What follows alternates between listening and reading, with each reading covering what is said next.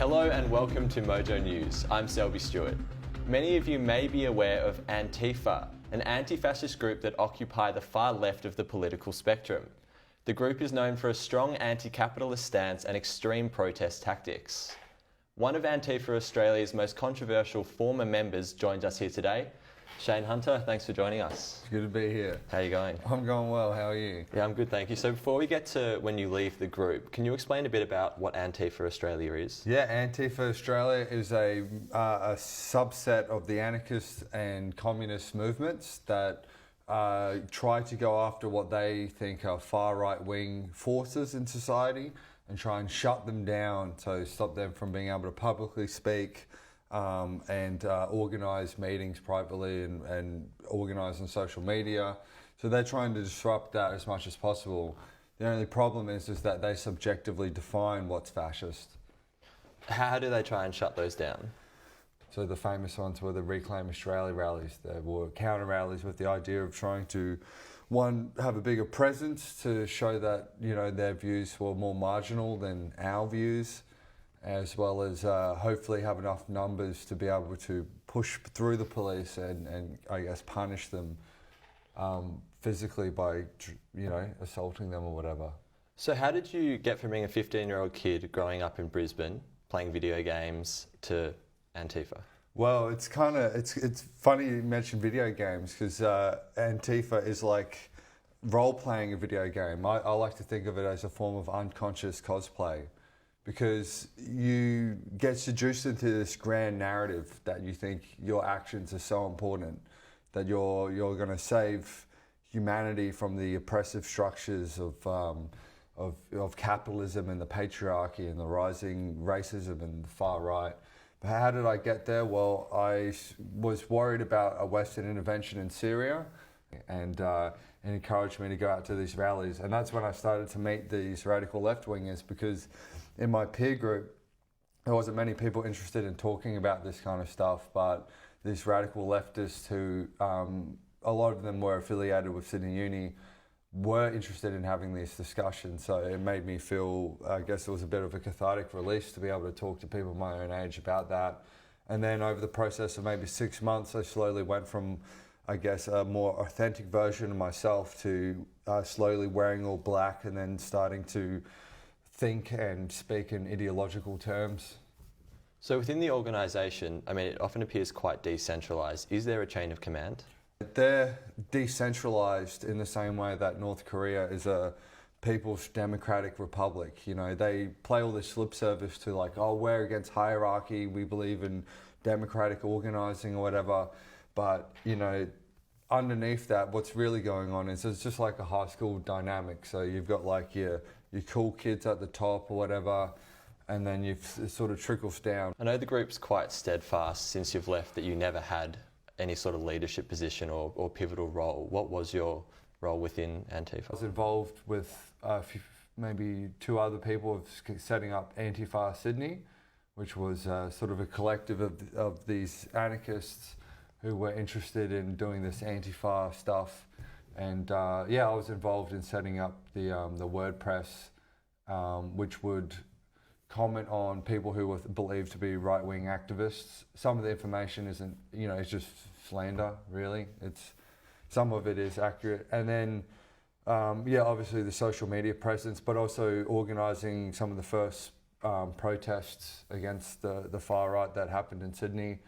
So there was like a protest outside of Marrickville and Tempe, and 2 right-wing groups on the same day. So one was protesting halal food at Coles or whatever, and we rocked up there and we were doing what's called a black bloc, where everyone dresses in black and they wear masks, and they'll say that their reason for wearing masks is to protect their identity from being doxxed or by the fascists, but in actuality it's to be able to commit crimes and get away with it by not being identified.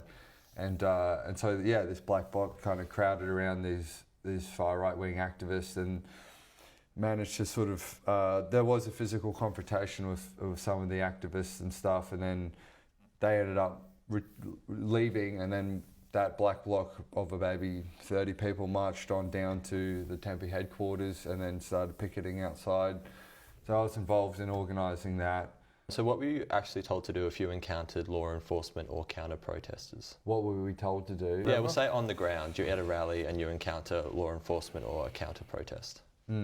What were you doing? Well, we would try to, whenever possible, we would try to outmaneuver the police to get at the far right. And but then people would also be mindful that not everyone would be on board for getting arrested. So usually in these kind of activist circles, you would have what's called your arrestables and your non-arrestables. So people who usually haven't had any kind of criminal record, who won't face such harsh penalties if they get a criminal record, might volunteer themselves to be arrestable. So they'll maybe do activities that are less legal or more risky in these situations. And then you've obviously got your non-arrestables who try to back up. They're the backup dancers too. They try and support logistically. So what was the moment that you actually decided to leave? Basically, I would question the validity of judging someone by their group identity. So not all white men are automatically, like there's a huge difference between white men in that group.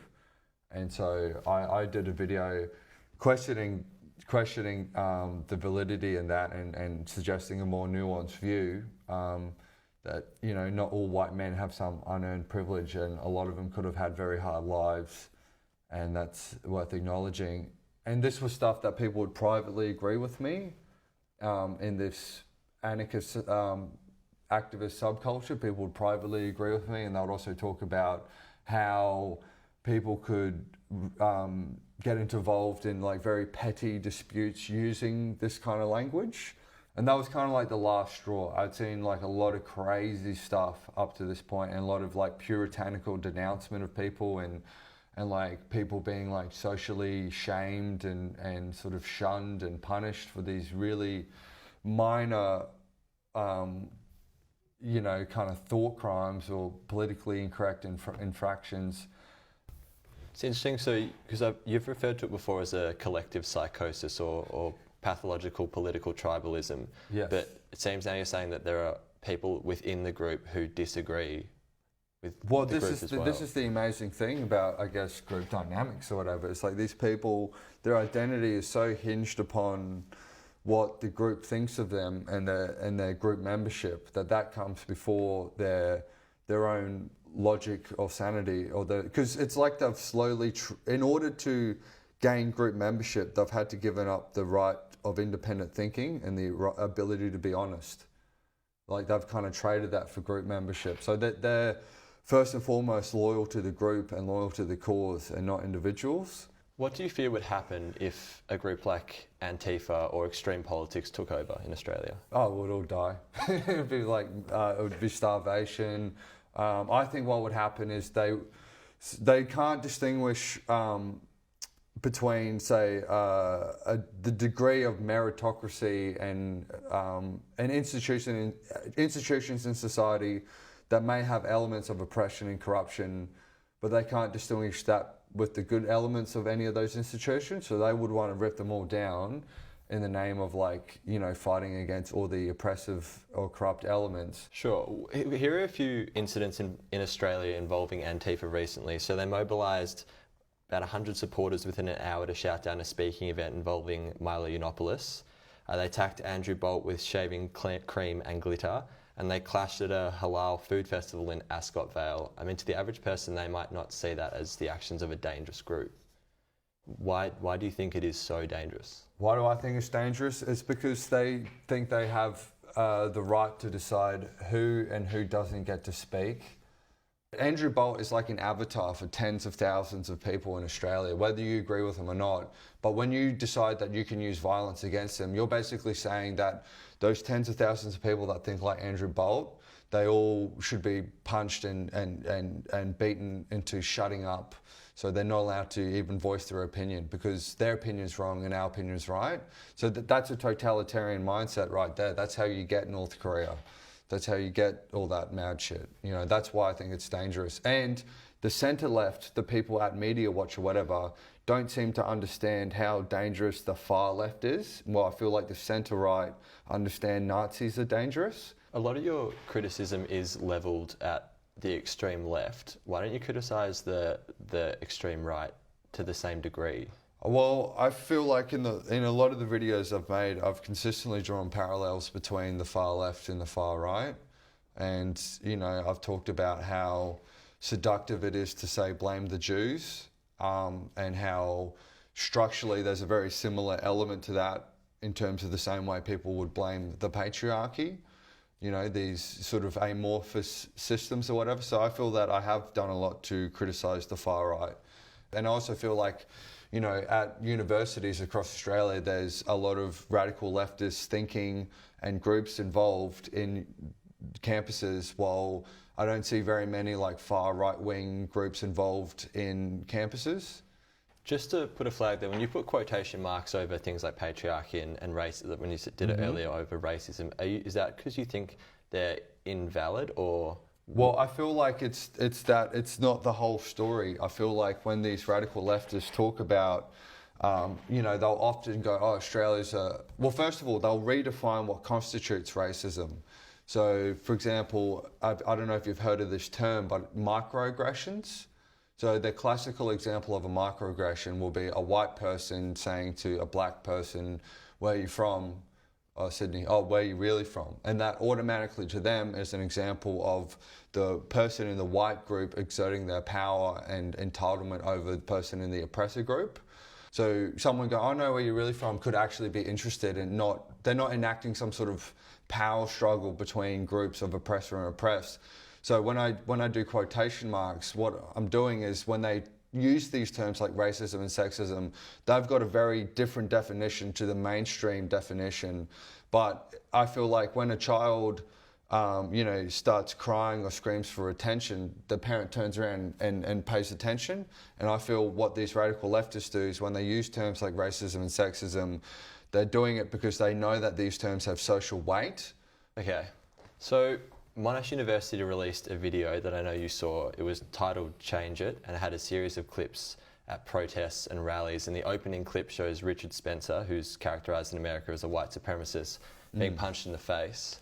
What were your thoughts on that video? Well, my first impulse was I remembered some of the people in that Antifa group who were like young people who were quite intelligent, but they became a radical left-winger through being exposed to some of the stuff in their uni courses. They've kind of dropped out of society because their belief is society is just this oppressive, corrupt institution. So why would you ever want to be part of that? And then the second thought I thought was like the promotion of violence. I think, you know, I don't think that's the way to deal with radical extremist groups, is to promote like vigilantism, showing it's okay to break the law as long as you're doing it against people who you think have the wrong opinions. And yeah, and glorifying violence and stuff. I thought it was atrocious and unbelievable that a university would pump that out. It's crazy. Well, I mean, in your opinion, how do we facilitate healthy political debate among students? So they kind of have an anti-debate mindset. And the way I think you facilitate that is, I don't know, you try to put on events, you don't back down when they try and censor debate. I mean, in the University of Sydney, there were some conservatives who put on an event, I think that was about the dangers of socialism, and the socialist groups and the student unions that were involved in that protested that, and essentially these conservative groups had to pay for the security fee. So the radical leftists had the heckler's veto, but if there's no conservative groups or whatever protesting radical leftist groups. So I think, yeah, trying to facilitate debate and not letting it be shut down by radical leftists is a good start to facilitate that and maybe deal with that problem. Thank you again, Shayne, for joining us. Thanks, man. That was Shayne Hunter, former member of Antifa Australia. Don't forget to head over to mojonews.com.au to check out some of the award-winning journalism coming out of Monash University. Thank you.